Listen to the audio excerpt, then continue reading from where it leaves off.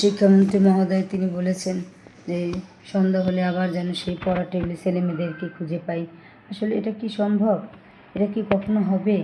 না, তিনি যেটা চাচ্ছেন তার চাওয়াটা ঠিক আছে, তার চাওয়াটা ভালো, তার সিদ্ধান্তটাও ভালো, কিন্তু এখন আর সেই সময়টা নেই। মাঝে কিছু যুগ, কিছু বছর, কিছু সময় পেরিয়ে গেছে। সেই সময়টা আমরা লেখাপড়া থেকে, আমরা নিজেদের স্বাধীনতা থেকে অনেক দূরে ছিটকে পড়েছি। এখানে চাইলেই যখন তখন সব কিছু করা যাবে না। তিনি চেয়েছেন ছেলেমেয়ে যেন আবার আগের মতো হয়ে যায়, কিন্তু বিগত দিনের যে লেখাপড়ার স্টাইল ছিল, যেখানে মানুষ যা ইচ্ছা তাই বলতো, মানুষ লেখাপড়ার বদলে বইয়ের আসল পড়া উঠিয়ে সেখানে সংসার, রান্নাবাড়া, ছেলে মেয়ে, একটা মেয়ের ম্যাচুরিটি, একটা মেয়ের জীবন কাহিনী নিয়ে যেভাবে লেখালেখি বলা বলি, সেখানে কি এখন আর সেই পড়ার মনমানসিকতা মানুষের থাকবে?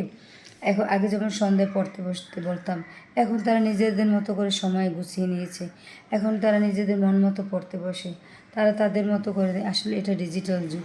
এক এক সরকার, এক এক মানুষ, এক এক জনমত, সবাই এক একভাবে দেশটাকে পরিচালনা করতে এসে যার যার মতো করে আজ সমাজের ক্ষতি করে রেখে গেছে। আজ ছেলেমেয়েদের জীবনকে এলোমেলো করে রেখে গেছে।